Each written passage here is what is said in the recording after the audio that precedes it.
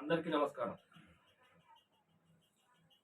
తెలంగాణ రాష్ట్ర ప్రజా ఆరోగ్య సంచాలకుల కార్యాలయ అధికారి డాక్టర్ రవీందర్ నాయక్ మరియు అడిషనల్ డైరెక్టర్ అయినటువంటి శశశ్రీ, అడ్మినిస్ట్రేషన్ ఆఫీసర్ అయినటువంటి Kameswararao, section superintendent Damodar, section senior అసిస్టెంటో మరి ఆయన జూనియర్ అసిస్టెంటో నాకైతే తెలియదు, కానీ ఆయన్ని రాజగోపాల్ నాటి అంటారు. వీరందరూ కూడా మత్సా శ్రీకాంత్ దగ్గర పుష్కలంగా పొట్ట నిండా మెక్కారు డబ్బులు. గవర్నమెంట్ రాసినము, గవర్నమెంట్ దగ్గర నుంచి వచ్చినాక మేము చర్యలు తీసుకుంటామని చెప్పేసి చిలక పలుకుల వాళ్ళకి ఈ అధికారులు గవర్నమెంట్ దగ్గర నుంచి 10/6/2026 డేటెడ్న మీకు సర్వ్ అయినది కాపీ. ఆ సర్వ్ అయిన సందర్భంలో మీరు మాకు గవర్నమెంట్ దగ్గర నుంచి రాలేదని ఒక అబద్ధం ఆడావు. నేను ఈ కాపీ తీసుకొచ్చి చూపిస్తే వచ్చిందని చెప్పావు. 23/4/26 నీకు కాపీ ముట్టినది. నువ్వేం చెప్పావు? 25వ తారీఖున మత్సా శ్రీకాంత్కి నిజామాబాద్ జిల్లా వైద్య ఆరోగ్య శాఖ కార్యాలయానికి అడ్రస్ చేస్తూ ఛార్జ్ మేము పంపించినాము అని చెప్పేసి ఒక దగుల్బాజీ మాటలు మాట్లాడిన వ్యక్తి కామేశ్వరరావు. ఎందుకు ఈ కామేశ్వరరావు ఇట్లాంటి దగుల్బాజీ మాటలు మాట్లాడిండు? చాలా స్టైల్ కొట్టిండు ఆఫీసులో. ఒకరోజు శ్రీకాంత్ నిజంగా తప్పు చేసి ఉంటే పోయేటోడే అని అన్నావు. శ్రీకాంత్ తప్పు చేసిండు అని గవర్నమెంట్ అధికారులు, గవర్నమెంట్ వారు ఇచ్చిన ఆర్డర్స్ని నీ యొక్క చేతగాని తనానికి నువ్వు ఇంప్లిమెంట్ చేయకుండా, ఫైల్ పెట్టకుండా ఒక దొంగలాగా వ్యవహరిస్తున్నావు కామేశ్వరరావు. నువ్వు నీకు చేత కాదు, నీకు సబ్జెక్టు లేదు, నాకు నేనే తీసుమార్కాను అనుకుంటున్నావు. అది తప్పు. నువ్వు ఖచ్చితంగా ఫైల్ పెట్టాల్సిందే. శశశ్రీ మేడం అంటది మాకెవరు చుట్టాలు కాదంటది. మీకు చుట్టాలు ఎవరు చెప్పలే, మేము వాళ్ళ సొమ్ములు చుట్టాలని చెప్పి చెప్తున్నాం. అంతేకాకుండా ఈడ director of health Ravinder Nayak ఒక మాట మాట్లాడిండు. నిజాలు తెలిసినాక మేము చర్యలు తీసుకోకుండా ఉండలేము అని చెప్పేసి సత్యహరిశ్చంద్రుడు తమ్ముళ్లాగా మాట్లాడిన వ్యక్తి డాక్టర్ రవీందర్ నాయక్. అయ్యా రవీందర్ నాయక్ గారు, నేను అడుగుతా ఉన్నా నిన్ను, అయ్యా సత్యహరిశ్చంద్రుడు అని మాట్లాడినావు కదా, ఇవాళ నీ సత్యహరిశ్చంద్రుడు మాటలు ఎటుపోయినాయని అడుగుతున్నా. ఆ మాటలు ఎటుపోయినాయి? శ్రీకాంత్ సొమ్ములకు అమ్ముడు పోయినా అని అడుగుతున్నా. నేను చెప్పే మాటలు కాదు, గవర్నమెంట్ మెమో నెంబర్ అయ్యా, ఇది నేను రాసిచ్చింది కాదు.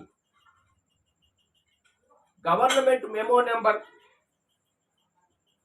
4950/2023 డేటెడ్ 23/4/26 వచ్చిన మెమోని ఇవాళ 30/6/2026 వచ్చినా కానీ నీ యొక్క చేతగాని తనానికి నిదర్శనం. అది ఇంప్లిమెంట్ చేయకపోవటం.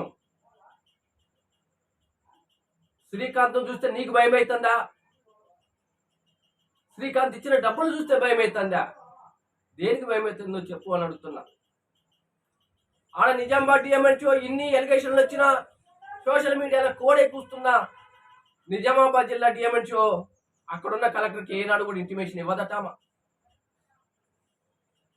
ఎవరికి చేస్తారు మీరు?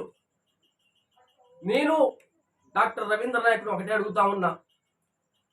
కొత్తగూడెం జిల్లా కలెక్టర్ జితేష్ వి పాటిల్ ఒక వ్యక్తిని డిస్ట్రిక్ట్ ట్రాన్స్ఫర్ చేయమని చెప్పేసి నీకు ఫైల్ పెడితే 24 గంటలు కాకముందే ఆ ఫైలుని మేఘాల మీద వందే భారత్ ఎక్స్ప్రెస్ లాగా ఉరికించి నువ్వు సస్పెండ్ చేసినావు కదా. ఇక్కడ నీకు చేతులు చచ్చుపడ్డాయా? ఎందుకు నువ్వు ఈ ఫైల్ కదలట్లేదు? అతను జిల్లా ట్రాన్స్ఫర్ చేయమని చెప్తే మూర్ఖంగా, దౌర్భాగ్యంగా, దుర్మార్గంగా వ్యక్తిని సస్పెండ్ చేసినావు. ఏమి ఇక్కడ నుంచి నీకు డబ్బులు అందలేదు కదా, 24 గంటలు కాకముందే సస్పెండ్ చేసినావు. శ్రీకాంత్ దగ్గర నుంచి ఎన్ని డబ్బులు ముట్టాయి? 2 నెలలు అవుతున్నా కానీ గవర్నమెంట్ మేమో వచ్చి 2 నెలలు దాటిపోయింది. 23వ తారీఖు 23/4/23/5/26 ఒక నెల అయింది.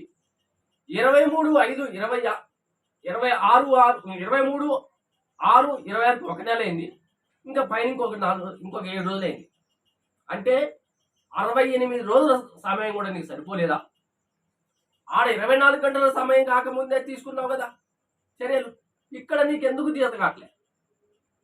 నీ పెన్నుకు పవర్ లేదా, లేదంటే నీకే పవర్ లేదా? ఎందుకు మాట్లాడుతావు నువ్వు? ఒక అధికారిగా ఉండి నువ్వేం చెప్తావు నాకు? నేను పోయి అపాలజీ చెప్తే నాకు ఉద్యోగం ఇస్తారా? నువ్వేంది బోర్డు ఉద్యోగం? నువ్వు నాకు ఇచ్చేది ఏంది? ఇక్కడ న్యాయస్థానాలు బతుకున్నాయి. భారతదేశ చట్టాలు నువ్వు అనుకుంటున్నావు, గుడ్డి అని అనుకుంటున్నావు. భారతదేశ చట్టాలు, న్యాయ వ్యవస్థ అత్యంత గొప్పది. పేదవాడి పక్షాన్నే ఉంటాయి. మీరు అనుకోవచ్చు డబ్బులు నేను మేము విర్రవీగుతున్నామేమో. న్యాయం ముందు, చట్టం ముందు, రాజ్యాంగం ముందు నీ డబ్బులు ఈనాటికి పనిచేయవు. డాక్టర్ రవీంద్ర నాయక్, నేను చెప్తా ఉన్నా, ఈనాటికైనా మత్సా శ్రీకాంత్ మీద చర్యలు తీసుకోమని నిన్ను డిమాండ్ చేస్తా ఉన్నా. మొన్నటి వరకు నిన్ను సార్ అని పిలిచి గౌరవంగా పిలిచిపోయింది కదా, ఇలా నా నోటికి అది కూడా రాట్లా. పేరు పెట్టి పిలిపించుకునే స్థాయికి తీసుకొచ్చినావు నువ్వు. ఇంకెప్పుడు కూడా నువ్వు నేను అనకూడదు కానీ అనొచ్చు, అనలే, ఎందుకైనా మంచిది. నువ్వు మత్సా శ్రీకాంత్ మీద చర్యలు తీసుకోవాలి. గవర్నమెంట్ వారు మత్సా శ్రీకాంత్ మీద ఏమి చర్యలు తీసుకున్నారో అని తెలియజేయమని చెప్పేసి 10/6/2026 నీకు లెటర్ పెట్టారు. 6/3లో నాకు సర్వ్ చేయమని. నీకు అది కూడా చేతగాలే. మిమ్మల్ని ఉపా చట్టం కింద కేసు పెట్టి నాన్ బెయిలబుల్గా జైళ్ళల్లో పెట్టాలి. అప్పుడు కానీ మీకు తెలిసి వస్తుంది భారత రాజ్యాంగం అంటే ఏంది, భారతదేశ చట్టాలంటే ఏంది అని మీకు అప్పుడు తెలిసి వస్తుంది. ఈ పాలకులు ప్రశ్నించే వాడిని జైల్లో పెడతారు. చట్టాన్ని, రాజ్యాంగాన్ని ఉల్లంఘించే నీలాంటి నీచుల్ని జైల్లో పెట్టట్లే. మరి ఎక్కడుందో దీని కథ మాకు అయితే అర్థం కావట్లే. నేను మళ్ళీ హెచ్చరిస్తా ఉన్నా, ఈ 5గురు అధికారులని మీరు మత్సా శ్రీకాంత్ మీద చర్యలు తీసుకోకపోతే న్యాయస్థానంలో మిమ్మల్ని దోషిగా నిలబెట్టడం ఖాయం. ఇది ఎంతవరకు పోయినా, ఏం జరిగినా సరే నేను మిమ్మల్ని వదిలిపెట్టను. మత్సా శ్రీకాంత్ మీద చర్యలు తీసుకోవాలి అని నేను డిమాండ్ చేస్తా ఉన్నా, మిమ్మల్ని హెచ్చరిస్తా ఉన్నా.